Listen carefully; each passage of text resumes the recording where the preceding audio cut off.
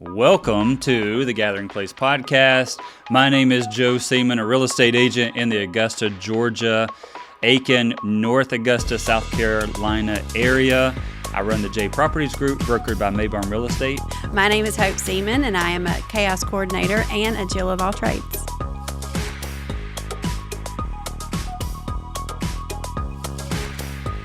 So this is probably a lot more of a hot button topic for me than it is for you.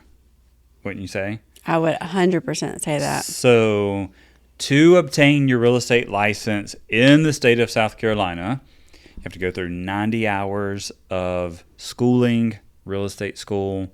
You have to pass the school exam and the state exam, and boom, you've got your real estate license. You say that like it's really easy. Like, it is easy, but it's not easy. It's not. Like, I get the whole time frame. I know where you're going with this. Keep talking. We'll go into this in a minute. Go ahead.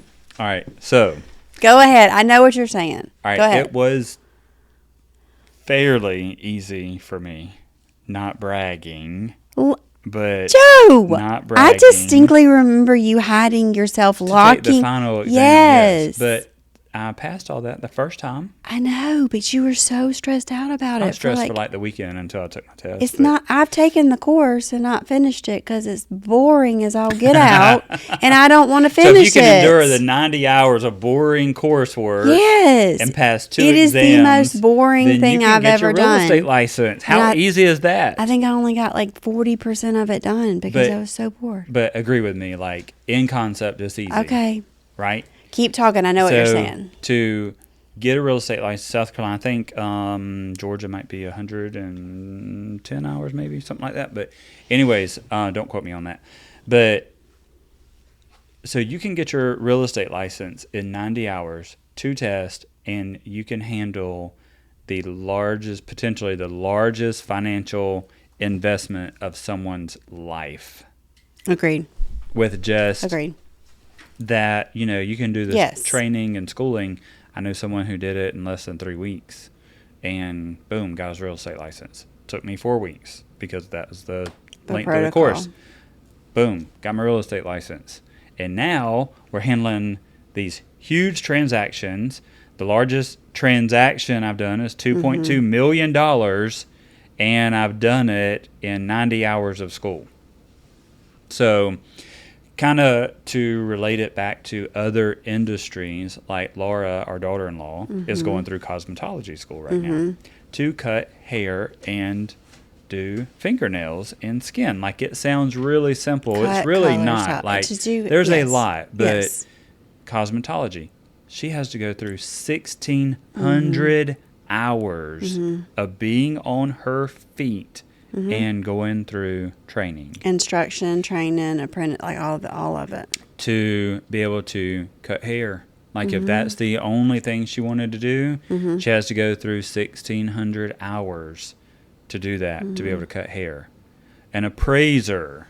Like, if you want to be an appraiser and put values on people's homes, you have to go through 300 hours of schooling, pass the exam, and then you have to go through 3,000 hours of apprenticeship. But you can go through 90 hours of real estate school. So that's why I say to you, I get what you were saying. I get your point across, but... So that is why so many people do jump into real estate. They jump into real estate. There's a very low barrier to entry. But also, whenever you are just jumping into real estate because... you've got dollar signs in your eyes and you're watching all the real estate shows and they're driving white BMWs and they're in New York selling, $10 million houses and they're all dressed to the nines and then they go party at night. And there's this lady on TikTok and she does these things. I've been seeing them lately. Like, she does these stories like such and such day from the Mercedes-Benz. And I'm like, okay, but anyway, so go ahead. Sorry, derailed, but that's the whole point. She's talking about real estate from her Mercedes, and people think that. Like, I don't think. Anyway, I just think that's a ridiculous way of trying to put associate. Does that make sense? Like they think it's easy. It's not easy. It's not easy. Like it's not easy if you do it to a high level. Right. Okay. I say this all the time. The process is exactly the same in every single deal, transaction, sale that we make, but every single one is very different. Yeah. Because you've got emotions. We just closed on one last month. That was difficult. Like it was. Everyone was ready to see that one close. Everyone in the entire transaction, including the sellers and the buyers, lenders, appraisers, brokers, attorney, agents, admin, everyone was ready to see that one come to a close. And so everything is very, very different through every one, even though the process is the same. But, I don't think that it only ends with, okay, you've gone through the training, now you got your real estate license. Go sell. Yeah. You've got to have some skills to sell, but then also I think you also have to continue your growth in knowing how to pivot when the times change. You always have to change. Let's talk about that. That I can relate to. Like we just had a conversation. A friend of ours this week said to you and said to me, hey, so-and-so was asking about you the other day and how you have all this work and they don't have a lot going on and blah, blah, blah, blah. And I got fired up about it. You just kind of took it in stride, but I was fired up about it because people do not see the amount of work that goes on to get these deals to the table. Is it easy? You just said the process is the same. But if you're going to do it and you're going to do it right, it's not as easy as people think it is. It's not, let's go have some coffee, let's go drive our little nice cars, let's go show a few houses, we'll write a contract, we'll make a few calls, and the deal is over. That is not it. That is not how you get repeat business. That is not how you take care of the clients that you currently have. It is not how you attract new business by being that way. And don't get me wrong, I love those things. Coffee's great. All that stuff's fun, but it's not the only thing that you do. And when our friend was like, hey, so-and-so saying such and such, I'm like, hey, look, if you got enough time on your hands, this is exactly what I said to her. If that person has that much time on their hands that they can compare their business to someone else's, they're not doing enough in their business to get it done. So I don't know why I just went off on that tangent, but that had me fired up. I'm still fired up about it because we on this team are constantly moving things to the next level and changing. You cannot do the same thing you did 10, 15, 20 years ago. And do the same thing you did 2 years ago. We have a beautiful change constantly. Like in our office, I'm 44 years old. I can remember there's a beautiful soul in our office, not really with us, but in our actual brokerage here. And I know her name from when I was in high school. Everybody knows her name. I promise you, over the last 30 years, so it will at least be 30 years, I know she's been in real estate. I promise you, over the last 30 years, she has changed her practices. She has not done the same thing that she did 30 years ago. She does not open in the houses the same way she did 30 years ago. She's constantly had to evolve to keep herself relevant to stay in the game, right? Mm-hmm. What about Miss Betty Beard? Yeah. I mean, it's got to have been 30 years. I promise she does things different. More than that. Probably more than that, but I'm going to at least say that. Right. But she also gives a high level of service. Yes, that's what I'm saying. That's where I'm back to is it's easy to go after the low-hanging fruit. Yes. Very easy. Mm-hmm. Pick the low-hanging fruit, get it done. But you're only going to get 3 or 4 apples a year because they're hanging low on the tree. You have to climb and work to get the other 25 apples. That might not be for me. I might need to go get a job somewhere.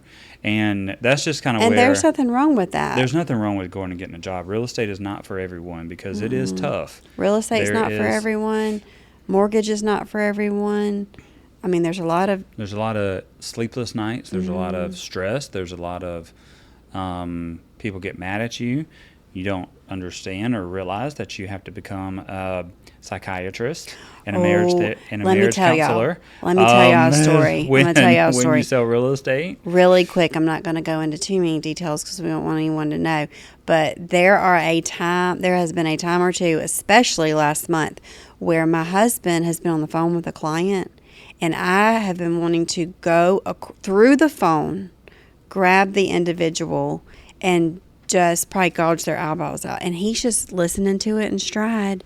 And I'm like, no, I'm glad you can do what you can do. Because me, I can tell you right now, I'm not saying I won't ever get licensed. There was some bad words coming through that phone. Some bad words. As y'all know, I talk on speakerphone, so everybody in the room hears. There's a lizard over there. So literally, like, I don't know how he did it. You just handled it in stride, like it was no big deal.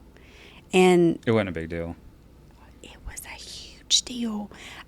Could never sit there while a human being spoke. Like, I could not do it, not without just going crazy about that. And you just handled it in stride, and that's why I say, like, I may get licensed one day, but I don't forever foresee me doing what you do. If you ever deal with somebody like that, you can just pass them on to me. No, I would probably hang up on them and all the things. They wouldn't want to be a client anymore. Mm-hmm. There's no way. But you do that very well. You have to love what you do, and I think that's where it separates. Go ahead. It does. But I just think that like I said previously, is that to do this at a high level, there's a lot of people that ask, what do you do? What do I need to do? I've gotten the question twice just this week. Mm-hmm. What do I need to be doing? Well, you need to be doing all of it. And even when we're in what the industry is saying, a little bit slower time, we haven't slowed down because very consistent. I'm thankful for that, so that it's not very consistent in what we do. Like, you got to make your contacts, you've got to do the videos, you've got to be consistent with podcasts and Tasty Tuesdays and the Daily Post and home tours and actually talking to people and clients, and you got to do all the things. Mm-hmm. And basically, it's very methodical. And it can get kind of boring. Drew and I were just talking about, I feel like I'm a little bored right now, but it's what works. It's what works. And I think that might be the thing that a lot of people don't understand, too, when they get in the business, is that this is not a 9 to 5. I can't clock in at 9 and go home at 5 and it not chase me down. You can always tell who's a new agent. Yeah, because they want to. They think come to the office and what are we going to do today? Yes, and you're like, no, that ain't how it is. I can tell you that right now. It is not how it is. But I feel like we were wise enough to know that. Well, it also come from I believe what I attribute to being able to handle real estate the way we do is my past, because, I run a compilation of my family's businesses for 27 years. And so I never knew if I was going to pick up the phone. Hello, thank you for calling the Handy Hardware Store. Thank you for calling the Billboard Company. Thank you for calling A-Self Storage. Thank you for calling the car wash or land company or the drilling company. So I was changing hats all day long, and it was back to back to back to back to back. And then I'd have to bill for the billboards, and then I'd have to pay bills for the hardware store, and then I'd have a storage client come in. And so it was literally all day changing hats like that. And that's what happens in real estate. You got to change hats because we might be talking to the seller at 123 Main Street, and then the buyer for 123 Banana Street calls and they need something and they're jumping up and down. So you've got to change hats all day long. Yeah, I'm getting anxious just thinking about it. That's why you do such a good job at it. But it's also just one of those things that you've really got to have that passion, like we said in the last podcast. You've got to have that passion. But it's also, I think, too many people get into it thinking, oh, I'm fixing to make just bank selling real estate. And it's just not the case. Because just statistically speaking, the average realtor across America makes $40,000 a year after 3 years of being in the business. and you're putting in countless hours. The first year or two is only like $16,000 average a year. And you're putting in tons of hours, tons of lead generating hours just to do that. So anyways, it is, I don't know if it would be like a pet peeve, but it is a hot button topic for me that, I went to my broker just a week or two ago and said, who do we start with in raising the bar to be able to get your real estate license? Yeah. Like, who do you start with? Do you start locally with your boards? Do you start with the commission? Who do you start with? Because, 90 hours and passing 2 tests, and now I can handle millions of dollars of real estate. It's just not, Yeah. And then also I think because of, like, you're zoned out on me. I'm not. Because I'm looking at a giant lizard across the room. Sorry. Because of the low barrier to entry, I think it also tells our clients that they can treat us like they're shopping at Walmart, to where your attorney, you can't just walk in and demand your attorney to see you and I want to meet with you right now, to where, we're expected as agents, if a house comes on the market, we're expected to meet somebody there within 30 minutes, and you got to jump. And if you don't jump, they're calling somebody else. Right. And so if the bar was raised, hear me out, if the bar was raised and they required 1,000 hours of real estate school, and that's a lot. I definitely would never get my real estate license then. But I'm just saying, if the bar was raised extremely high, it would weed out so many who are just wanting to sell a house here or there, and kind of crowds the real estate agent market. And I think you would get a much more professional agent to handle your transaction that actually will know the process and know how to get the thing done that you need to get done. Agreed. I just need you to get that lizard that's across the room. Do you see it? No. Oh, you never know what you're going to get on this podcast. Do you remember the time that we were in our old house and there was a lizard in our sunroom? And I got it. Well, I went to go trap it. Remember? I bent down to get it. You were scared. I don't like reptiles. Okay? Yeah, well, I don't really like them going towards my purse across the room. Do you remember this? I do. We were in the sunroom. And this thing runs up my shorts. And I'm like doing a dance trying to get it to come out of my shorts.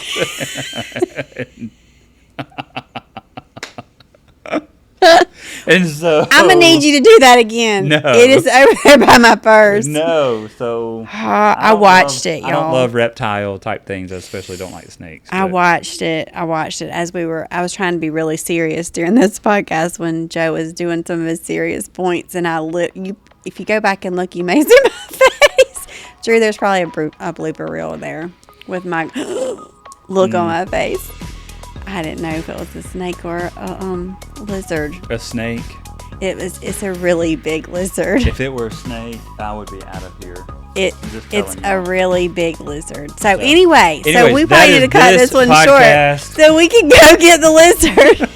That is this podcast. We got to figure out if this is a snake or a lizard. So Drew, I might need help on Tracy this just thing. left and she would get it. So okay. We will catch y'all on next week's episode of the Gather and Place podcast.